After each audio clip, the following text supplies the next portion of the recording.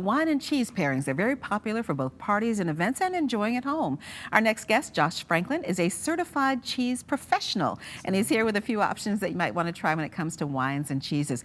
What exactly, good morning, Josh, first of all, what exactly is a cheese professional? So in 2009, ACS, the American Cheese Society, which is a thing that actually exists. I should be a member. Right, I feel you. Yeah, they decided that the word cheesemonger should be a little more restrained. So CCP, a certified cheese professional, became like an exam that we could take.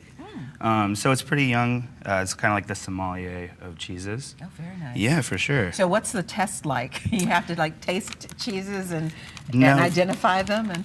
Not yet. It's gonna, it'll end up that way, but for sure. But it was multiple choice, and it was super, super hard. You have to apply just to be able to take the test, and then you get an acceptance letter.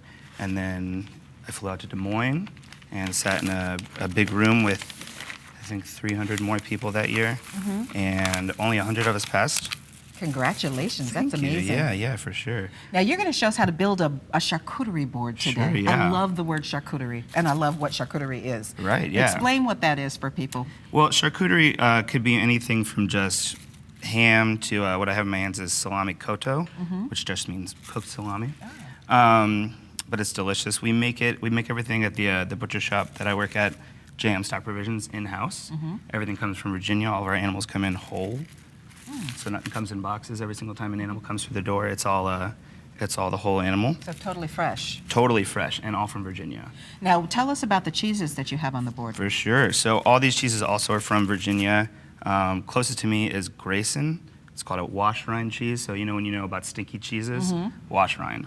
And they can be really stinky. I remember the first time I smelled Grayson, I think I got a headache. You didn't want to taste it, did you? No, well then it's so crazy because it smells so nuts, but then you eat it and you're just like, I'm sorry, I thought that way about you before. And then in the middle is Esmontonian, comes from Claremont Farms. It is raw goat's milk cheese, super piquant, kind of peppery the more it ages. I love it. I fell in love with that farm. I used to work out there. And then farther off is Appalachian, which is a raw cow's milk tome. That just means table cheese. Really versatile, creamy, buttery, kind of lemony. Super, super delicious.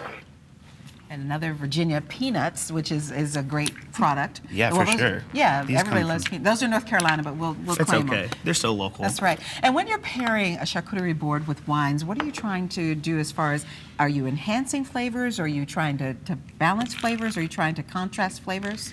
All three, really. There's the idea that there's the third flavor, which is just all flavors from something that's super, super buttery going with maybe a crisp white. There's this middle ground where they're mingling in your mouth, and you kind of realize there's a third flavor that you wouldn't be able to get if you didn't eat them together. So I like having a variety of things on the board. I like having nice creamy cheeses and acidic onions, or we have like pickled onions. Peanuts with like more kind of grana, or like older, that means older for like Italian cheeses. Well, hey. Hey. I'm back. You want some cheese? I just want to kind of see what's happening over here. Sure, I yeah. can be too knowledgeable about these type things. Right, now, right. My first thought would be you've got cheese, which is great with white wines, but then you've got meat, so I would think red wine, but that's not the rule anymore, is it? There really are no rules I like anymore. that. Oh, Yeah. hey, I'm a fan. That's Good awesome. with that? Yeah. Yeah. Do you guys want some wine? Absolutely. That's right. So these wines are from Early Mountain Vineyards. They're out in Madison County, so Virginia wine. It's beautiful. These are both a red and a white blend.